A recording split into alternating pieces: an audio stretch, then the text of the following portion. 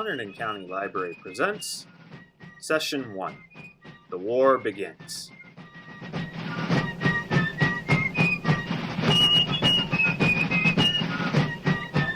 Just classes. We should call them professionals, but then it gets very confusing. Okay. We good to go? We're good to go. Okay. How's everybody feeling about this? Yeah, I'm excited. Benjamin's excited. There's no right emotions about this. How you feeling, Harry? Gene? I'm good. You good? Nervous. Nervous? But excited. Sarah, how you feeling? Confused. Confused. Okay. And then I feel all three of those. Because this is a lot of information. This is brand new for me getting film doing this. But I'm really excited to be here with you guys. I think we're going to have a really great time. Thank you for being willing to do this. Okay. Hello, everybody. My name's Jordan. I'm a librarian at Hunterdon County. And I'm joined by some fantastic coworkers. Over the next few months, we are going to be filming ourselves playing a supplement to Dungeons & Dragons called Nations and Cannons. This is a period piece using the rule set of Dungeons & Dragons set in the Revolutionary War. And it has rules for things like black powder weapons, different classes to kind of represent abilities and professions at the time.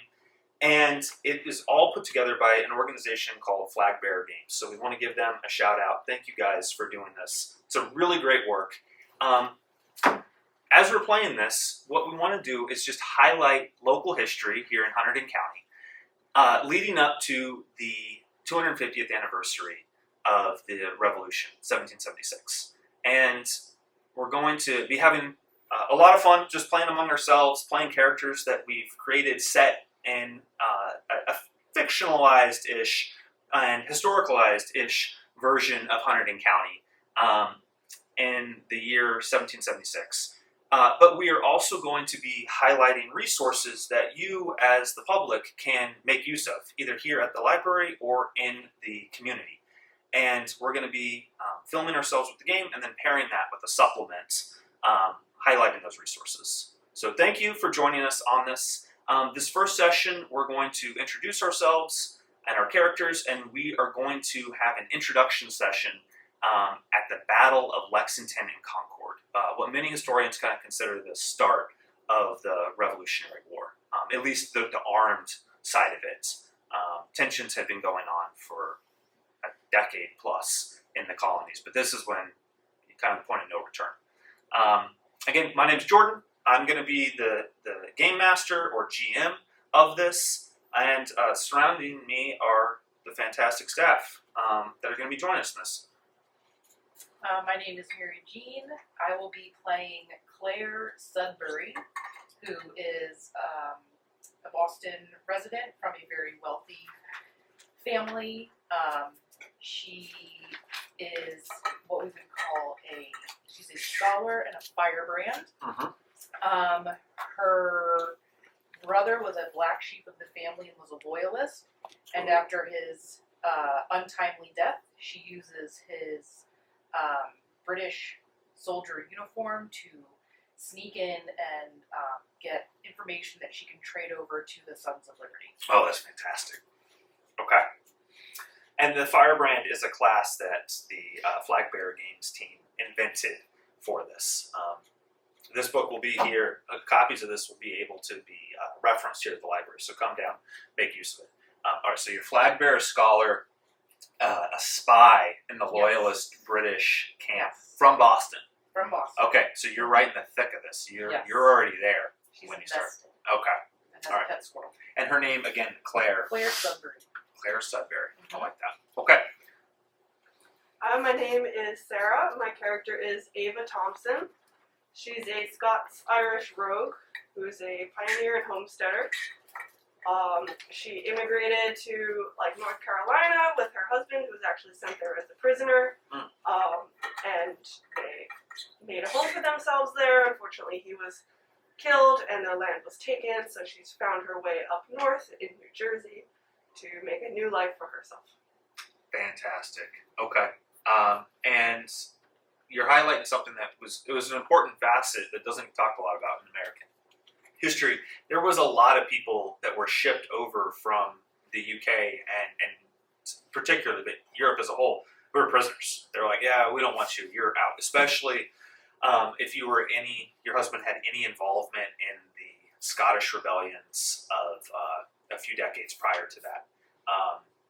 And North Carolina, where I'm from, that was a dumping ground for a lot of them. And there's people there still, the language, the accent, the dialect in the mountains still has a lot of holdovers from that. So that's really cool. But now you've moved up north to New Jersey. Okay. And we're going to talk about how you get to Boston, what your motivation is for being in Boston at the start of this. And then we're going to transition back to New Jersey. Okay. Thank you very much, Sarah. Hi. My name is Benjamin. My character's name is Gunter. He is a fighter, veteran career soldier. He's been in many wars for the past 20 years fighting the British. He really doesn't like the British. He is British, but he's fighting the British. He is a former land surveyor turned anarchist. Okay. What motivated him to come against the British? It's a long story. You got the whole backstory built out. It's overall their invention of private property. Okay, And he's how really that against that. affects the rest of the world. Okay. Interesting. So how do you get along with colonials? Because they're all about their private property. I don't like that about them, but he likes that they're fighting the British. Okay.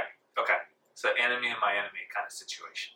All right. And then you came to the colonies to just get away from enough of a bad name in England, and you're like, okay. He's traveled across the world wherever they're fighting the British. Okay. Just gunning for British. All right, I like that. All right, so we have Gunter, we have Annabelle, Ava, excuse me, and Claire. Let me make a note of that. All right, my fine friends, you've taken your first steps into the revolution against the crown that has kind of been boiling, like I said, for a decade, solidly for a decade.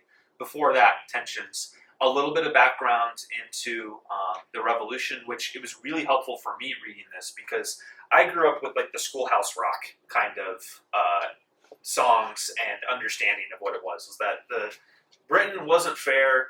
The Americans just wanted to, do their thing, and they pushed us to have to fight for our independence. That is a very sanitized, uncomplicated narrative. And really, it was much more multifaceted. Two really big contributors to this is that really since the colonies settled by England, which the 13 colonies now, at this point, they had been kind of left to their own devices. They had been granted charters, which were basically the crown saying, hey, you can do what you want legally here. They had been granted those, some of them for almost a couple hundred years at this point. And the people in the colonies were used to that. They would pay some things to Britain. It was just trade back and forth. They didn't pay a lot of taxes. There was just a lot of money flowing back and forth in what we would call kind of unregulated trade. And the crown really liked that. It made a lot of money for England. It made a lot of money for the colonies. People were happy with that. Then England got involved in some very expensive wars in Europe between the French and the Spanish. These three have been fighting and battling with each other for hundreds of years at this point. A really big conflict was the French and Indian War. It's called that because it was more from an English mindset of the French and the Indians were on the same side. It cost England a lot of money to win this. They did win it, and they obtained most of Canada and big swaths of French territory east of the Mississippi.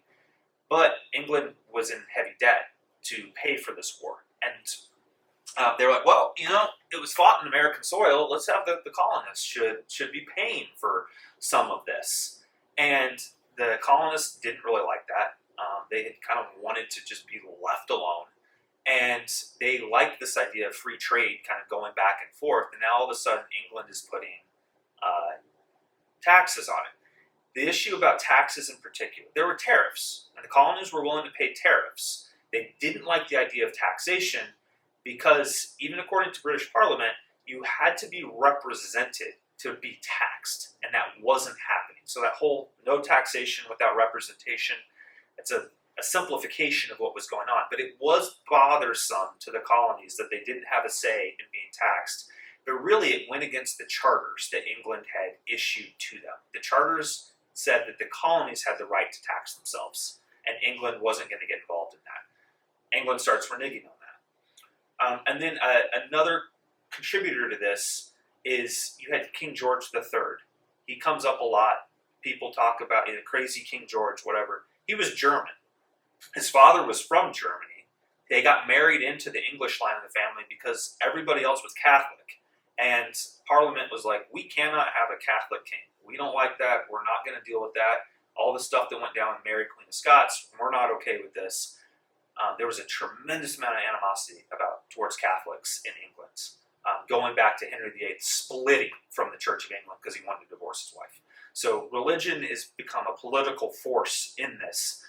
King George III, his father, is married into the family.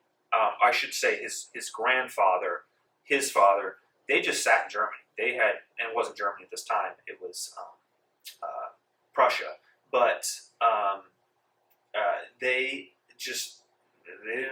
did not care about England. It was a marriage of political convenience. King George III, who spent time in England and is feeling a little bit more English, even though he is German in ancestry and upbringing, he starts feeling more invested in what's going on in the English world. And he's like, hey, there's a lot of potential there in the colonies. And there's not a lot that the colonies are bringing back here to us. So he starts meddling. And you highlighted this, Sarah, with your character's backgrounds. Criminals made up the American colonies. People who came here seeking to get kind of out from under the English religious system. They really didn't like the Church of England. So you had like the Puritans, many of them were Calvinists, Lutherans, all these folks from different religious backgrounds. They've come here looking for some independence. And then people who were like, hey, I'm going to starve to death in the cities of London, in the cityscape of London, or I can come to America and hack away a living out for myself and have some land. Peasants could not have land. You were a lord in England if you owned land, and only the king could grant you a title. That's what it was. It was a title to lands. So nobody had, you were going to work for somebody else. So you had people that were very ambitious wanting to come here.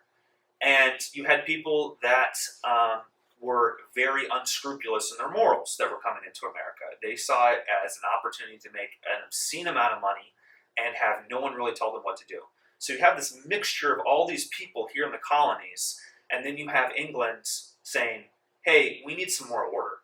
We need some more money coming into us. We need some structure. We kind of got to get you guys in line with the model that we have in England and Scotland. And the colonists were like, absolutely not. We are not going to go for this.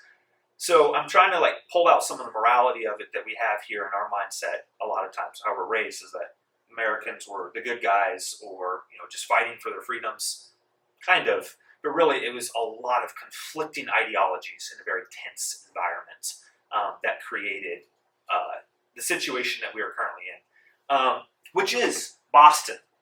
I'm going to pull up a map here. I drew this, so it's not great, and it's not beautifully to scale. But you have Boston, which is a major, if not the major, port city in America at this point. This is 1776.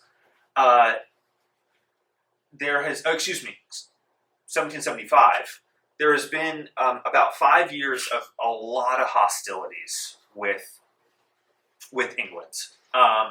There is a group of individuals called the Sons of Liberty, and they're part of a larger network of people that refer to themselves as patriots, who we would consider them in our time period now, I think, very radical. They were not moderate. They were constantly just itching for a fight. And anything that England said, they were like, nope, we're not going to do it. They're kind of the heroes of our story now. They were agitators at this point in time, and Boston had a lot of them. Boston had a vested interest in being in an adversarial relationship with England because the port of Boston has been shut down. Bostonians had the Boston Tea Party, where they pitched hundreds of thousands of pounds of tea into the water, and they were pissed about tax that was levied against them. They pitched it in the ocean, and Parliament in England was like, this is unacceptable. This is outright rebellion against what we are trying to do. So they closed off Boston, put it under martial law. No trade is coming in. No resources are going out. People are not starving, but they're incredibly angry. And there is a British general named Gage who is in Boston and has kind of created this situation and is becoming concerned at the amount of dissidence that is happening in Massachusetts as a whole. And there's been talk actually of putting all of Massachusetts under martial law, and people are not liking that. The First Continental Congress has happened. This political leaders from throughout the colonies have gotten together and are like, hey, we really have to discuss, like, what are we going to do?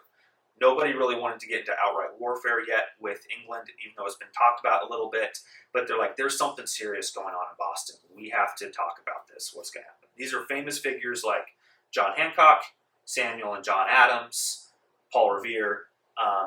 Paul Revere wasn't part of the Continental Congress. He is in Boston talking about this. George Washington, Thomas Jefferson, these really famous figures now for us. They were famous in the colonies as well, nowhere near what they are going to become, but they represent this, like, the political wing of the colonies that is trying to figure out, what do we do? And in Boston itself, you have a lot of people who are just really angry. So that's kind of what we come into. Different reasons for y'all being in Boston. You're in Boston because you're from there, right? Mm-hmm. Okay. How are you feeling about everything that's going down? Well, I'm from Boston. My family is a wealthy, influential family. They are close friends with the Adamses. Okay. And Claire participated in the Boston Tea Party. Oh, she did? She did. Okay. So she tends to dress up as a male and participate in Sons of Liberty activities and gets into trouble. And she's also a trouble starter. Okay. Troublemaker. She likes to get people riled up. So you're actively she's in the thick of it. contributing. She's in the Okay. thick of it. All right, you're actively contributing to the fervor that's Yeah. about to go off. Okay, Sarah, what has brought you up to Massachusetts? There's some options if you want some options. There's some options. All right.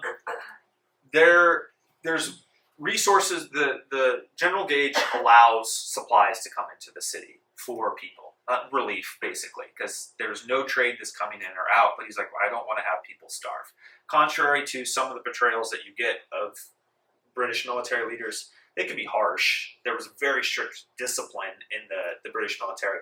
These guys were not monsters by and large. They didn't want to starve a population.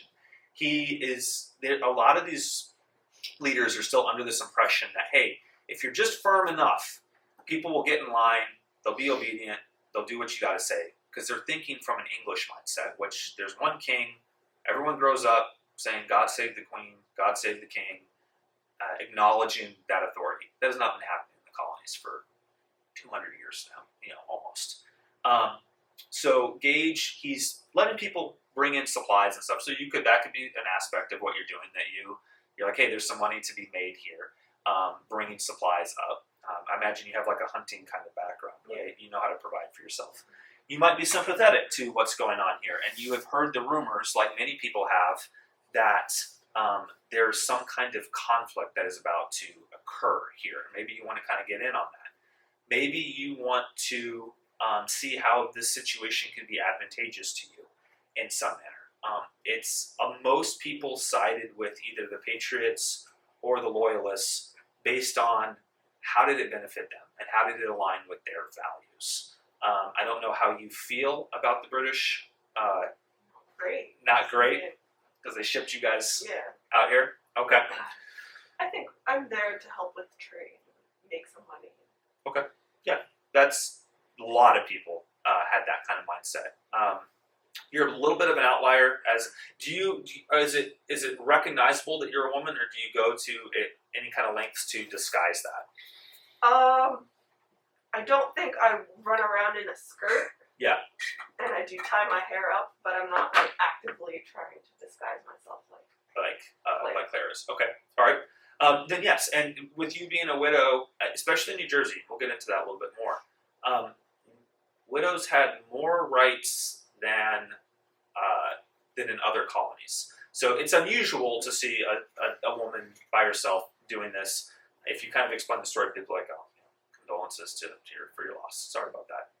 Yeah, I'll take that gun. They're interested in that. Okay, all right, should I trade? Benjamin.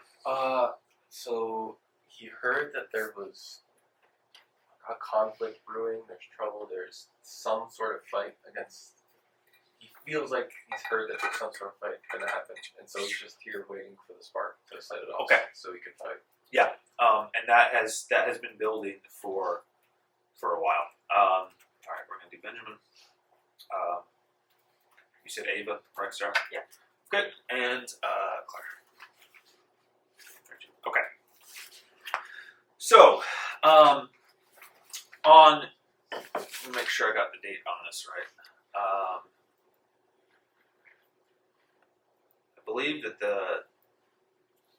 So what has been occurring in the last couple weeks is that General Gage has felt concerned about the munition stocks that the colonists, or that the Patriots, I'm going to call them Patriots at this point. That was a term that they took on for themselves. We'll refer to them to that way.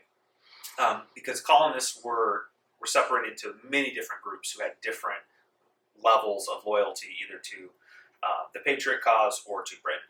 So we'll refer to the people who are actively against the British as Patriots, and we'll call the British just that.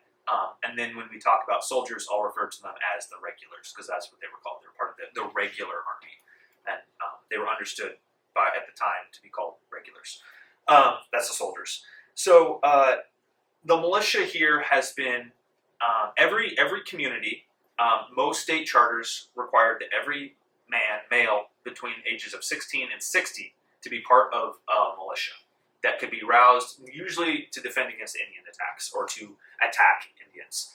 There's been a lot of animosity in America between natives and settlers, and so each group had their own militia. Each little community had their own militia, and people were required to bring their own firearm. The Americas had very good weapon technology for the time. They had a vested interest in making firearms and getting good at it, and they were a very heavily armed populace. Almost everybody had at least a hunting rifle of some kind. Many people, if you could afford it, had pistols as well. Pistols were more for personal defense. They weren't very accurate for hunting purposes. So everybody here has some kind of firearm, and Gage was concerned by that. He didn't expect anybody to outright attack Boston, but the Tea Party had occurred, the Boston Massacre had occurred, and there had been armed conflict and skirmishes here. He has taken most of the firearms away from the people of Boston and kind of locked them up, and he has taken any powder that belonged to the British Army. He has removed that where it could be seized by them. But now he has started trying to confiscate colonial powder and shot, just in the off chance that they decide to make some kind of regular armed fight against them. He's been doing this, making raids out to the surrounding area, and he gets word that they're at the little town of Concord, which is up here. It's about 20 miles away from Boston, as you kind of come along and up in this route. It's about 20 miles away. He's heard that there is some pretty big stores of guns and cannon there. And he is getting really paranoid, probably because of people like you, Claire. he's getting very paranoid about people finding out his orders before they're actually executed. There is a lot of spies in Boston that are reporting on what is going on. So he, the night of April 18th, 1775, he decides to conduct a big raid on Concord, and he keeps it secret from almost everybody, which becomes a problem later on. And he marshals about 700 troops and sends them across Charlestown and to march up this way. He thinks it's secret. He doesn't tell a lot of people. The orders get confused and lost. Not everybody knows what's going on. Very few people actually know what's going on. And you have soldiers that have been up all day who are now, it's about 10 p.m. at night, they're woken from their beds or they're coming back from taverns and they're like, all right, grab your guns, we're going. They don't know what's going on. They load them in the boats. It's cold. It's like mid-April up in Boston. It's cold. They're tired. They get wet. They have to wade through swampy land. And they start marching towards Concord. As they're marching, Paul Revere rides. We've all heard that, right? It was two actual individuals, Paul Revere and a man named, let me reference him real quick, William Dawes. Dawes comes riding, tearing off across Boston Neck. They called this the Neck. Boston Neck, they called this Charlestown Neck, just like kind of we have sort of a smaller area. Dawes comes riding up here, it's a little bit longer, and he starts charging up. They actually think that the British are coming to take John Hancock and Samuel Adams, who are in Concord. They think that they've gotten word about them, and they're going to come and assassinate them or capture them. And so they don't know for sure what's going on, but they know that they're making a raid, and they're like, hey, there's two really important people here. So they go tearing off. Paul Revere, he takes a boat, and he comes riding through here. And they make it, and I'm giving just a little bit of background, they make it about as far as, Paul Revere makes it to about right outside of town here of Lexington, and he gets captured. And he's able to kind of bluff his way through it, and but while he's distracted, an occupied of that, a young man named Samuel Prescott ends up making it to Concord and warns the Patriot leaders, who they start evacuating. And through the entire countryside now, an alarm has gone off. Church bells are ringing, clang, clang, clang. People are firing shots in the air. The Patriots have developed a very quick system of communicating. Hey, like, there's something happening after the first couple powder raids that had happened. So now the entire countryside is being woken up and hearing about this. We're going to go to Boston right now. Mary Jean, you, Claire, is hearing a tumult among the populace about what is going on. I'm going to say that you. How do you spend your evenings? What are you doing in British occupied Boston? I spend my evenings dressed as a male. Okay. Kind of just creeping the streets of Boston, trying to hear what I can hear, so that I can get some information to bring back to the Sons of Liberty. Just kind of fly on the wall in it at night. Hanging out in like these taverns, near these taverns where the British soldiers are at. Okay. Mm-hmm. Well, I think there you. She's in like the center of all of what's going on right now. Okay. Well, then you were in one of the taverns when the orders come in to the soldiers. They don't fully know what's going on. They're just being told to marshal. And that perks your ear. You're like, oh, wait a minute, something's going on. You see from the Old North Church, you're ready for this, you see the two lights that come up at the top of it. And I'm going to say you see Revere jump on his horse and gallop out to here and jump in the boat and go tearing off. So you know something's coming up. Those two lights, the one if by land, two if by sea, were to alert if the British were coming across Boston Bay here, or if they were going to go across the neck. So you know that they're coming. They're coming here. What would you like to do? You know something's happening. I'm going to run to the Sons of Liberty headquarters. Yeah. And see what's going on. Okay. See, what's happening. Okay. You come running because he's pretty good with men. He's a good organizer, and he sees you coming. What is your name? What, are you going by your brother's name? No, he's dead, right? He's dead. They know her. Oh, okay. They know The you Sons of as Liberty you. know They her. know you as I Claire. believe, wasn't there the headquarters at Green Dragon Tavern? It might have been. John Green. Oh, sure. Okay. Yeah. Whatever. We'll say the proprietor, folks. We're a Yeah. little loose, fast Yeah, and loose pretty with sure. historical accuracy. Yeah. Okay. Which is All right. still there, actually. Yeah. All right. Yeah, the Okay, Green so- Dragon Inn. Yeah, so she runs over there, and there's like hubbub going on. They're all Yeah. there. Everything's crazy. And she just comes in and asks everyone what's going on. She Okay. saw the lights go up. She heard the soldiers talking, heading out of the pubs on their way into things, and what's going on. Okay. And Green says, Claire, you're the one I've been looking for. You're fast. You're a good writer. We've sent out Revere and Dawes. Dawes is going across the neck. From what we can understand, they're marching on Concord. We're still waiting on the numbers. It's got to be at least 500 men. Gage, the old Do you colonial expletives, which I won't put in here. He's up to something, and I need you to get out and get the word as well. We need you to be another one of the writers. Can you do this? I can do that, or I can put on my brother's uniform Oh, slip you and in. infiltrate. I like that. I like that a lot.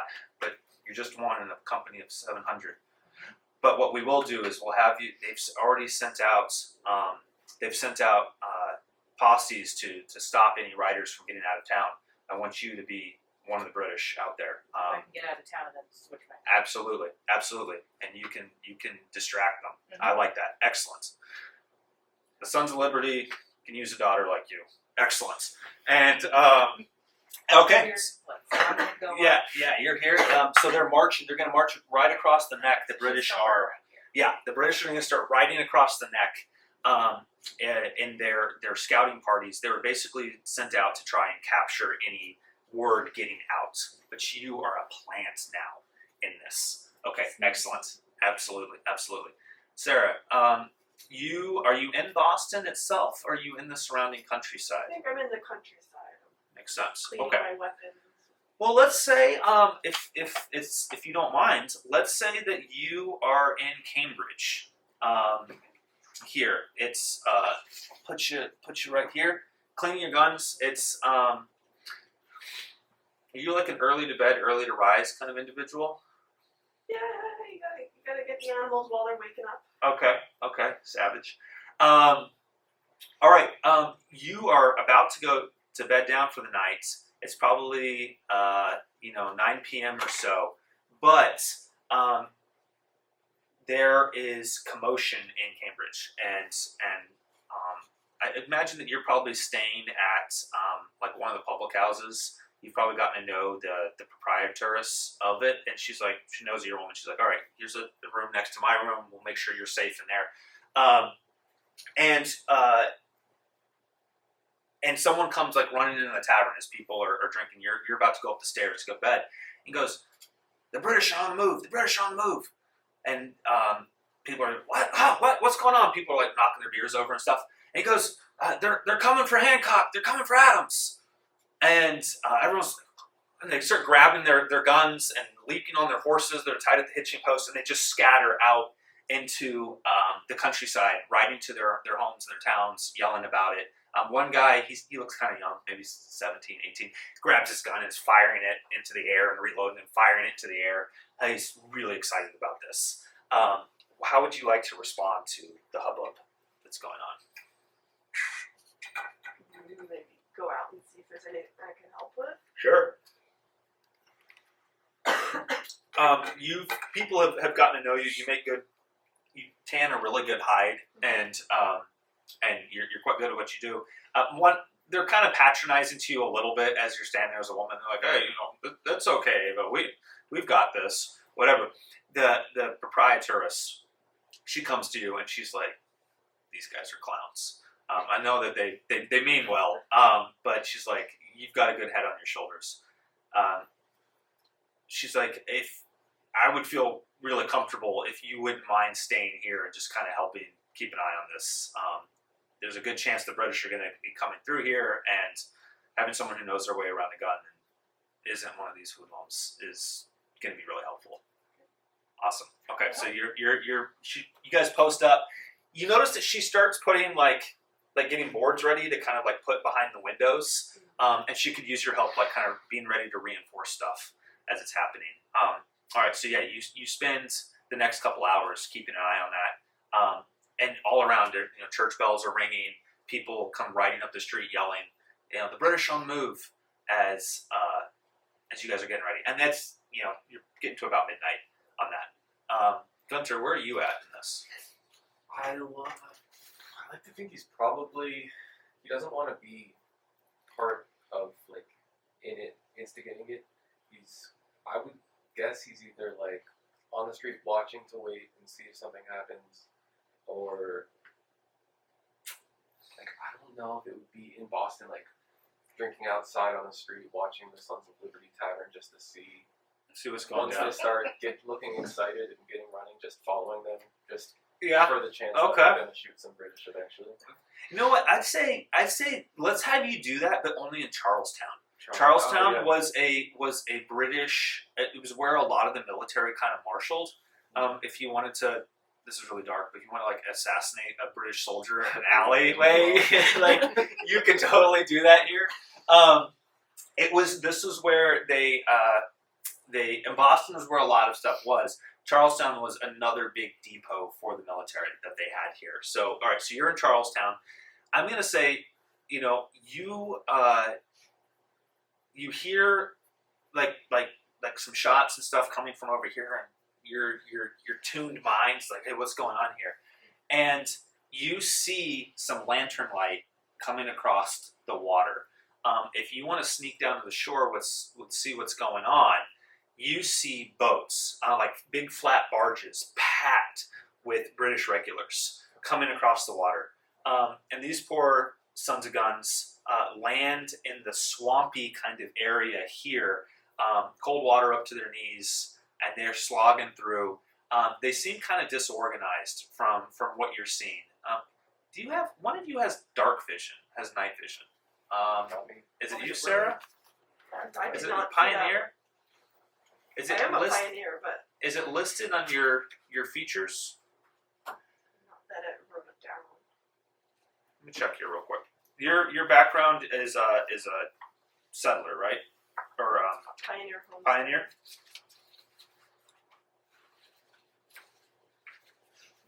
No, that's not dark vision. I thought that one of you had. Was it maybe Rose character? Oh, it's a renegade. Is that you, Benjamin? No, veteran career soldier. Oh, was somebody a renegade? I think Mel. Must have been Mel. Or Oh, excuse me, it's Angie. Yeah. Oh, folks, we have another member of the party who has not yet joined us and won't be here for a couple sessions. Angie's going to be joining us soon, and we'll let her introduce her character, but she'll join us too. Okay, so none of you have dark vision, but you get close enough, you can kind of see what's going on. And you hear a voice, though, from the shore. Hey, you! Stop! What are you doing?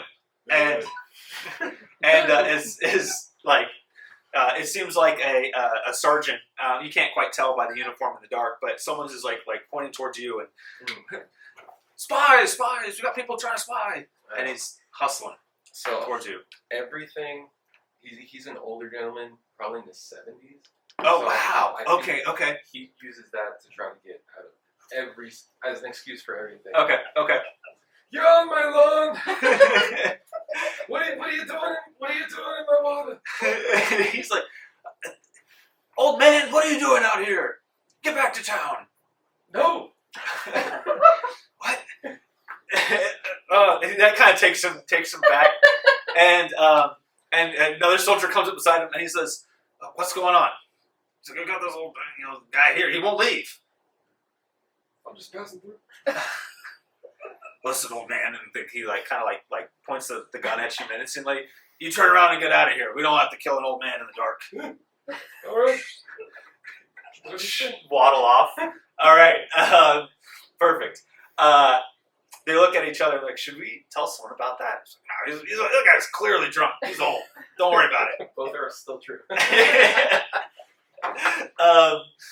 And he's like, we don't even know what we're doing here. Yeah, that's true. Okay. Let's get back. And the sergeant starts yelling at him. What the hell are you doing? Get back in line. Yes, sir. So they go hustling back. You notice that these guys, they don't, and kind of what you see landing, they don't seem like they have, there's no like big supply wagons or anything on the barges. It looks like it's just the troops. And you and your experience of fighting and killing the British for decades now at this point, you know that they probably have about 30 rounds apiece. At this point, since people are using smoothbore muskets in the British military, those didn't have a lot of range. They could go 50 yards, so you're looking 175 feet maybe, roughly. And they called them smoothbore muskets. The barrel, the inside of the barrel was just that. It was smooth. And you were really using the power of gunpowder just to launch a ball out, but it was a ball. And balls are great, you can use them for a lot of different stuff. They're not really designed to fly through the air super aerodynamically. So you had to get kind of close. And they were difficult to load. The process of it was you dump down powder in there, you tamp the powder down, that was what was going to get ignited. And then you put a wad and a ball, and you pack those down in there. And maybe you had another wad on top of that, depending on the type of shot that you were trying to fire. But it was to try and keep the ball in place so that the powder could ignite and launch it out. It was a slow process to kind of do it. It was very messy. It was very easy to have something go off and blow up in your hand. And to make it easier to reload, they had these things called cartridges, which were basically pre-filled little packages that had the shot, the wad, the ball, and you kind of pull the tab on it, dump it in your barrel, tamp it all down, and then fire. You know that the British probably have 30 cartridges a person. You don't see them carrying much of else. And so it does seem like this is a quick and dirty raid out to the countryside. You have enough experience that's probably what they're doing. This isn't like a giant battle that's about to happen. Near estimates, you see them coming on the boats, you think at least 500 people probably making their way across, judging by light stuff. You don't know that for sure, though. Would I know they're going to Concord? You haven't heard that yet? Okay. I'll say as you root around in town and you start hearing the message, you get the impression that they're making a raid on Concord. You've heard different things, that they're going after weapons there, they're going after the Patriot leaders there. You know that's kind of where stuff is happening. I think I'd probably Start hustling towards Concord? And Okay. If anyone sees me, I'd get off the horse, pretend I'm going real slow, and just... Yeah, you do. You get kind of outside of this, hey, old man, what are you doing? And you go, Exactly. is that what you kind of, okay. And they're just whatever, go. And one guy, tries to hassle you a little bit. His friend's he's just, okay, leave him alone. We're better than this. We're British. And, okay, so you guys keep going. Mary Jean, or Claire, yeah, you're kind of there. That is an incredible beard. We should get pictures of all of this earlier. You guys can see. You are in this company of, it's a small group, maybe 5-6 soldiers that are marching out on horseback, riding out, and they kind of take up post in right outside of Cambridge kind of area. They cross over the river, kind of take spots there, and you know what? Let's combine this a little bit. We're getting a little fast and loose with some of the timelines, folks. Don't hold us to that super hard. I'm going to say that you guys are riding out. You stop some people. You're kind of harassing folks and hey, you need to stop. Go back home. And people are yeah, whatever. And you're here as an old man comes into view of your lantern light, and I'll let you two kind of have an interaction here of how you guys want this to go down. You do not know each other prior to this. I'll say you don't know each other prior to this. How are you? Did you change? So I'm in British. You're still in British. right? That's what I'm That's with. what you Yeah, said. so I'm dressed as a British soldier with The eyes are this twitching. group that I'm kind of just like not saying anything. I'm just going along for the ride so I can get out of town. So yeah, I'm just kind of at the tail end of the group, just There's probably 5 of you. Yeah. Counting you. Okay. Yeah. Oh, there's other people with you. Then I'd probably still try to stay quiet. Okay. And not be seen.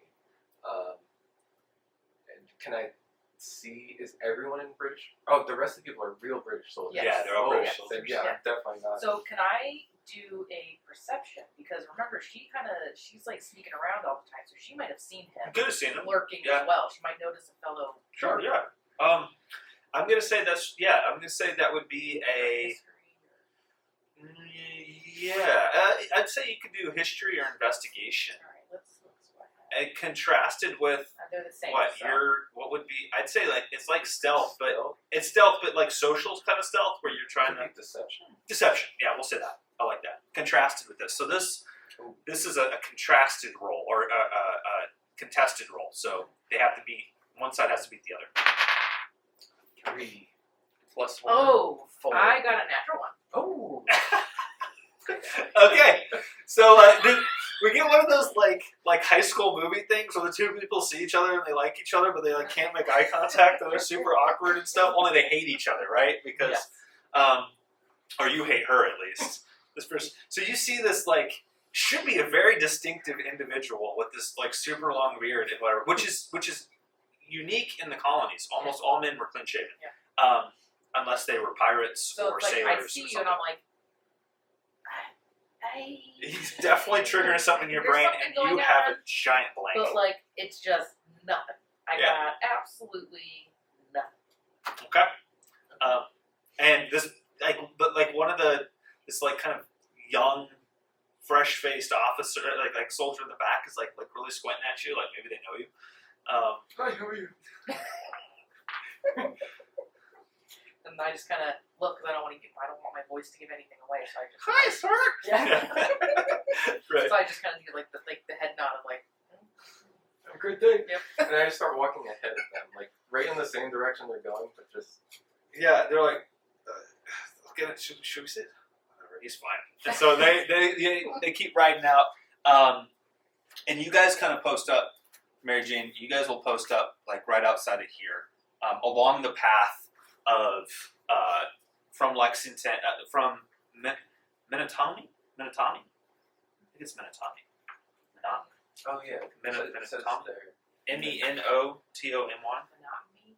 Menotomy. Folks, we'll check the pronunciation on that. Sorry if anybody in Massachusetts is offended. We'll say monotony. Monotony.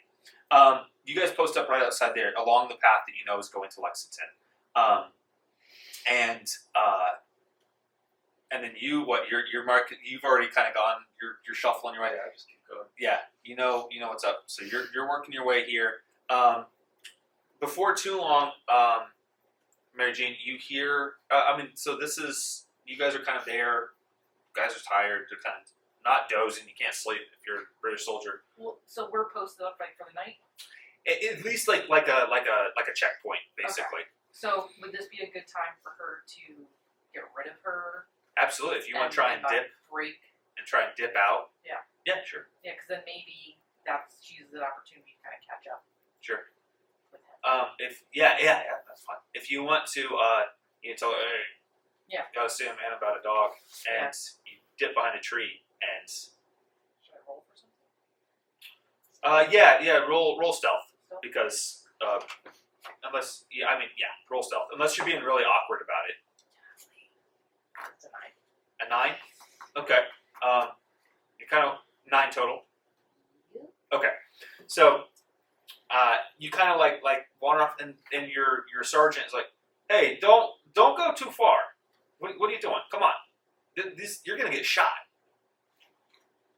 Mm-hmm. These rednecks around here, like, I guess they didn't have the term redneck, but these rednecks around here, like, you're gonna get killed. Okay. And you just kind of step away, and he's like, I'll be sure to do that. this younger your kids, just their sass is. What do I have? Oh yeah, I could use my charisma to. Yeah, I'm gonna roll. I just have high charisma, so I'm just gonna. Yeah, you want to deceive gonna- him and just like. I'll be like, oh, don't worry about it. I'll be fine. I just gotta, go to the bathroom, need some privacy.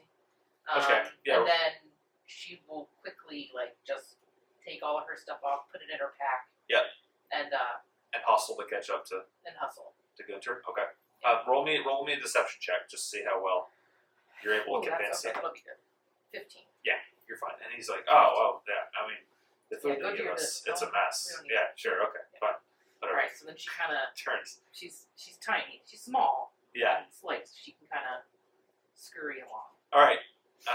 Gunter, she's sneaking up to you. We'll get to you in a second. Sarah, you post up here and you hear the tromp before too long of British regulars, a lot of them, coming through town, coming across the Cambridge Bridge.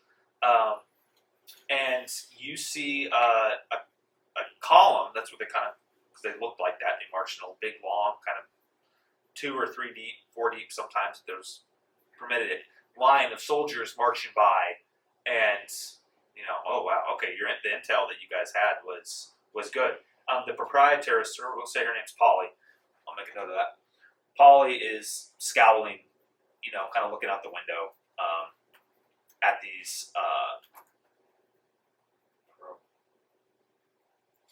Let's call her a tavern owner. Can't spell proprietress.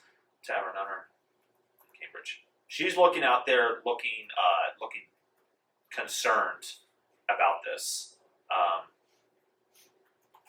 and just saying things under her breath like, shooting war's about to happen. What's going to happen to us here? And she turns and she looks at you and goes, if all the men folks start killing each other, it's going to be tough for us. I hope you got a plan for how this is, how you're going to get out of this. How to get out of the tavern or get out of the... Oh, no, excuse Conflict? me. You can leave whenever you want. Yeah, just the conflict. She's like, this is going to get bad. I've been alive long enough to know that they're going to start killing each other. I'm a homesteader, so if they all die, I can just survive in the woods anyway. It doesn't matter. You're making that life sound pretty good. Okay. Where are you from? I'm from North... Well, originally? No. She's like looking out the window and she's like got like a pistol under that she's kind of like cleaning the barrel of. She goes, well, you said that you're from New Jersey, right? Kind of. I'm originally from North Carolina. North Carolina. Wow. You've done some travel. What's it like down there? She swallowed it out. Nice mountains. Okay. Nice deer. Okay. Tastes Excellent. good. Why'd you come up here? You know. You could avoid all this. Yeah, my husband's land was stolen when he was killed, so I had to make a new place for myself, and I haven't found a good place to settle down yet. Okay. Well, I don't mean to pry. It's just nice having someone other than a bunch of drunk guys to talk to from time to time. All right. Well, you're gonna make it through this. We're gonna make it through this. She looks out there. Yeah, I don't like the look of this. No. And as soldiers go marching their way past, you see a couple officers on their horses. One of them, you would probably know this having been in the area and keeping your ear tuned to this. You see a guy that goes riding by, who is Lieutenant Colonel Francis Smith. He is a pretty dedicated officer in the Army here. He's gone out and rode around on patrols before. Very loyal to the Crown.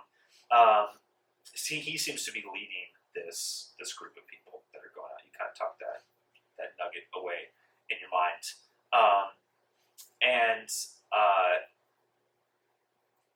If there's anything else that you'd like to do, you guys just kind of stay posted up in Cambridge, unless you think that you want to leave. I mean, I can tail them if I feel like I can Yeah. pick some things off I like that idea. You want to try that? Yeah, I could do Okay. They're easy to follow, Yeah. and you kind of stay out in the background. I'll say as you're roll me a stealth check as you're staying to the woods, and roll it with advantage because they're so big and loud, and there's so much kind of going on. Advantage means you roll it twice, and you take the better of the two rolls. So that 11 plus 5, so 16. Excellent. Yes, you're very sneaky. You're using your woodcraft, kind of following along the column. They seem to be. You can kind of pick this up as you see them. It's unusual. There seems to be like soldiers are talking to each other like they haven't met each other before, which is interesting. Especially in the British military, you would know this from being in this area for a little bit. The regiments tried to they stayed together, and men trained with each other in companies and divisions and regiments. And this seems like the guys have been hodgepodge together from different groups. You can immediately recognize the grenadiers. Grenadiers were a term, it referred to grenades. These were the people about 100 years ago, military tactics would have the largest soldiers throw basically a ball with gunpowder that would explode and put shrapnel into people, because still, even at this time period, the standard battle order was like big, thick, dense lines of people who would fire in volleys at one another. Grenadiers were the guys who were just the strongest that could throw the farthest. And I think that at this point in time, I could be wrong, I think the British soldiers, you had to be at least 6 feet tall. So you see some really big guys, a lot of them, marching through. And then you see shorter, thinner men, kind of wiry sort of guys. These are the light infantry. This is a relatively new tactic where these were the guys that were particularly fast or energetic. They would split them off to kind of harass the outsides of columns. Or if a group was retreating, they would kind of flank around them and pick them off. There's just different tactics at the time. You see these groups marching together and not the standard British infantry, which is unusual. These guys are kind of elite troops, and they've been brought together, and it seems like different commanders are talking and still trying to learn the names of men under them. So that seems unusual. You kind of keep that nugget tucked away as well. And this individual, Francis Smith, Lieutenant Colonel Francis Smith, he's kind of leading this troop. And people are asking questions like, hey, what are we doing? No, I don't know. They just told us to come out here. So it seems like there's not a clear vision of what's happening. All right, you follow them as they march their way through Lexington, towards Lexington. It's about 10 miles from Boston-ish, a little bit longer than that, probably 13 miles from Boston. And you kind of tell them, probably the most advantageous thing to do would be get ahead of them, let them kind of catch up, and then get ahead of them so you can kind of observe them as they're going. And they do not see you. You do a good job keeping in the trees. So you're working your way up through to Lexington. The adrenaline's pumping through you. You're wide awake. You guys come into Lexington, and you can see a group. Well, you haven't met each other yet. So, Gunter, you're do what? You get on your horse and tear off. I would say if they were making camp, I would wait to see if one of them was going off and leaving. If that's possible. Yeah, that's a great point. They don't seem to make camp. It's more like it's a checkpoint. Oh, it's a checkpoint. It's a checkpoint there, so you can kind of observe them that they're doing, and you do see one of them. It seems like that young one who was looking at you. How close are we to the rest of them? Depends on where you want to stop. How far away were you observing them at? I'm wondering if I could attack. Oh yeah, you just lay an ambush without them knowing. Sure. Okay. Yeah, you judge this, and you're like, so hey. Out of the dark, you just hear way too early, and you see a really old man swinging a chain, running at you. Yeah. And me? Yeah, and you as you're sneaking Because you away, just you're like, I gotta separated. find that old man, Okay, and then he so I'm comes. still in You're my British stuff. I'm sneaking away. You just kind Yeah. of come at me with a chain. To which I kind of just put my hands up and I just am like, I'm not who I seem to be. I'm not, and I quickly tear my hat off and you see like long hair come down and you're like, don't clobber. Don't clobber. Don't clobber. You're with them. You're with them. No, I'm not. I swear, I'm not. This is a ruse. This is Slight you check start with to like unbutton the advantage. jacket and you can see like just like They go- regular clothing on. Yeah. 6, 16, 17. Yeah, and you're not trying to deceive him, right? No. Yeah. No, Okay. I'm just like. You "Ooh." see, how old are you? I'm 19. You see a kid. You know, pretty sure it's a girl kid. Like they're a lot of like what? Huh? What? What are you doing running around here? So she starts to like unbutton so that you can see. She's Oh, got, whoa, hold up. She's got regular lady clothes on underneath. And she's just like, you know, I'm not with them. I'm just trying to get out of town. Trying to get out of town safely. You're going to Concord. I'm going somewhere. Yeah, because you can't tell. You're not sure. You're not sure yet. Where are you going? How do you feel about the British? Huh?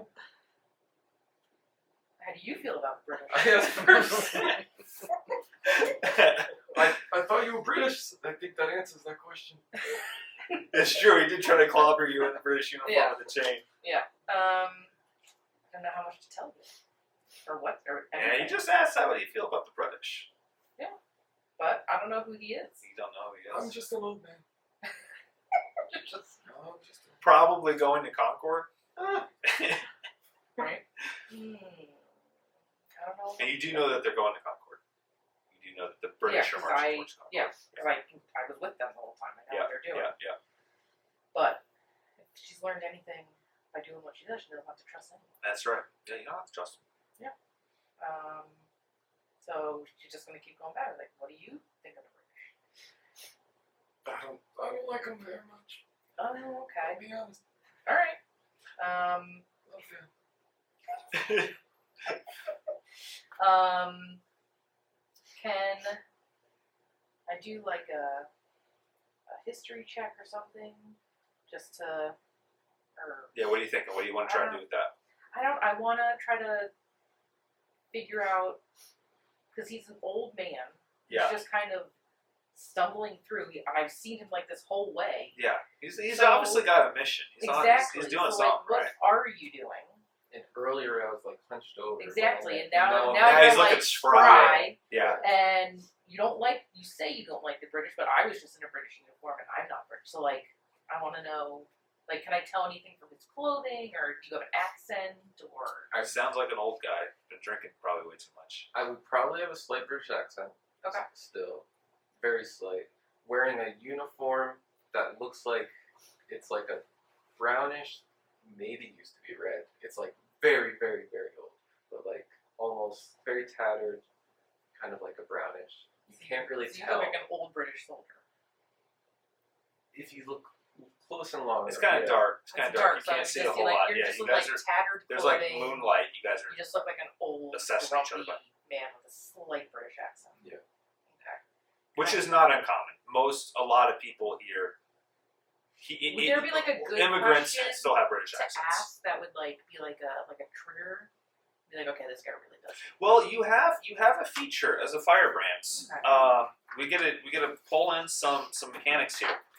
You get a feature where you have advantage on seeing through illusions Okay. and Yes. and people trying to trick you. I think it's called Bear Witness. You have advantage on intelligence investigation checks. In Reveal. addition, you can succeed Okay. in an ability to Reveals a check lie. to catch a creature in a lie. And so I would say roll insight to see if this guy, if you believe this guy. With a insight with advantage, right? Um, Or no, that's only on intelligence. investigation. Yeah. Okay. Was that 6 or a 9? The Dots Where- on the bottom. 9. 9 plus, so 11. Okay.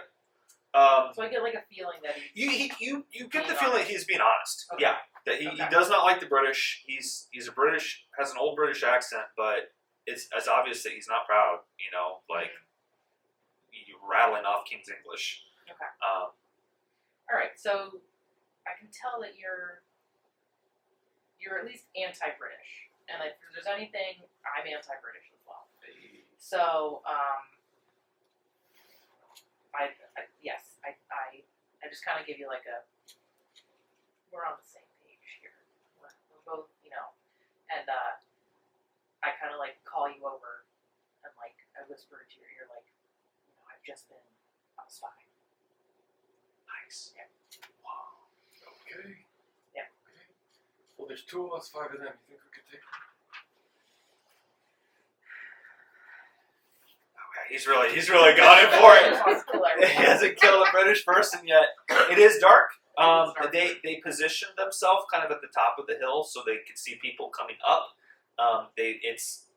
People would have to be riding with like lanterns or something. The moon's pretty good. It's definitely dark. Like they're not heavily obscured. It's not complete pitch black, but you do have disadvantage on But perception I would think checks. that there's like more troops behind, like if they're all Yeah, all it's heading you this from way. where you can see though. You can't see them. You can't hear them. So we It's all. just think there's this little It's this group right now that they sent them out. I should die in the first fight.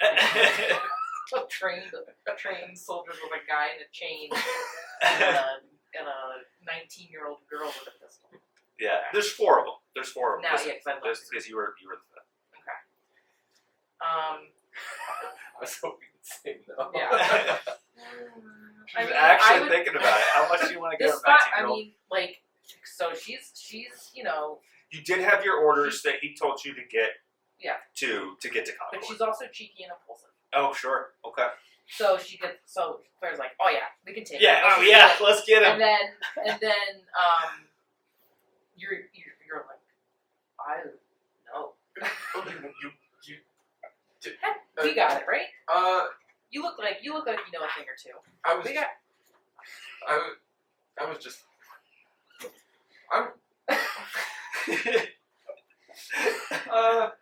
How about we? Let's do it further on. Let's just keep going.